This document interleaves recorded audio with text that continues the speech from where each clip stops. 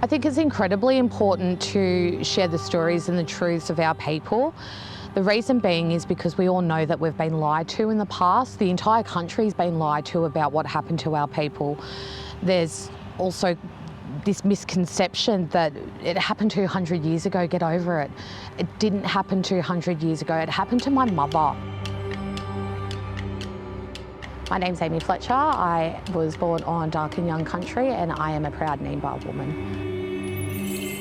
My mum was born in Brewarrina on the Barwon River in 1965. When mum was 3 to 4 years old, the government came into Brewarrina and took my mother and her siblings on the first day from my grandmother.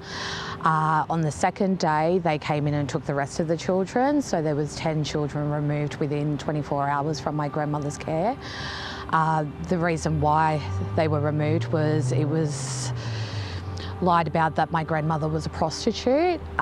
They also said that she was neglecting her children because of a night time she was out in community looking after other mobs, family and babies as well.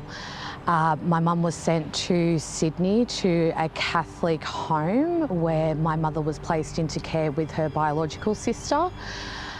They were in the care system for a couple of years, to which my mum was sexually and physically abused within the home. She was also put into foster care with 2 families where the physical, sexual and emotional abuse continued. I believe it was around about 1971 my mother was taken into care by my grandparents and taken to Woy Woy on the Central Coast. To which she was raised by my grandparents. My grandparents did not believe the stories of my biological grandmother and decided to reach out to the Brewarrina community to reconnect my mother and my aunt with her biological family. She would travel back to country here and there, try to make the connection with her people and with her culture, which was incredibly hard for my mum. She felt like she had one foot in white community as well as black community. She also felt as though she never truly belonged in one family because she was shared across 2 families. It severely affected my mum's mental health. For 3 years before she passed away, my mother developed paranoid schizophrenia and also bipolar disorder because of the lack of counselling and the lack of recognition of all the trauma she had been through growing up. For my mum, I feel like she never truly belonged in any community. She tried so hard to be a part of the white community that she was forced within to only feel as though she never truly belonged. The times that she did go back to country, because there was such a disconnection because of her upbringing being on the Central Coast and not back on country in Brewarrina, she felt like a stranger within her own mob, her own community and her own culture, and I saw it really affect her in my upbringing, and by default I was raised with identity issues myself. I would try to make the connections back to country and back to biological mob, never feeling anything more than an acquaintance.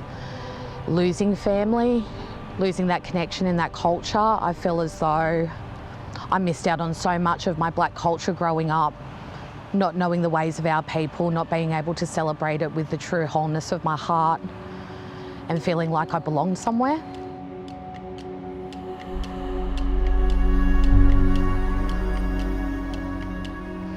I think that it's important that we keep telling the story because we need to rectify the lies that have been told in the past. We need to continue the sharing of stories, to continue the healing. And it's important that the younger generation do hear these stories. In my instance, I wasn't privy to all the information that happened to mum. So I'm so thankful that I've got mum's friends and family and community to be able to help me on this journey to find out the truth about my mother and what happened to her. The history books have lied to me. The family have lied to me. So for us to be able to continue to share these stories, we're getting the truth out there, and I think that we really need to honour our past. Us younger mob, we're able to see clearly and be able to forge a pathway forward because We're standing on the shoulders of ancestors that suffered through so much, and we're standing upon the shoulders of elders that are guiding us through this. And without their knowledge and their stories, we'd still be kept in the dark like my mum was. We'd still be kept in the dark like the stolen generation was, and that's unacceptable. We can't move forward without those stories being shared.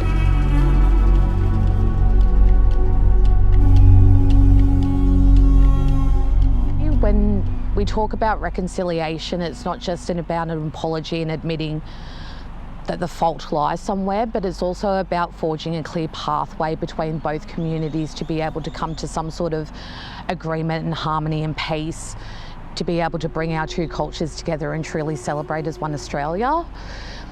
I feel bitter on days like this. The reason being is because I see so much emphasis from Aboriginal organisations and community to really celebrate, but also reflect on days such as today. Whereas I feel in the wider Australian spectrum, they should be coming to us. The government should be running these programs. They should be holding massive events on these days. They should be coming to us to take part in these and to join together as one in reconciliation, and also to be begging for our forgiveness for what they've done to us.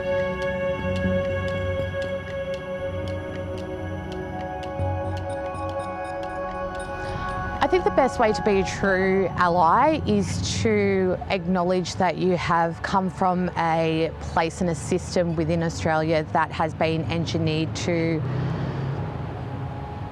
support your families while oppressing others. I think that it's important to recognise that when you have come from a place of privilege, that's been at a cost to another oppressed community.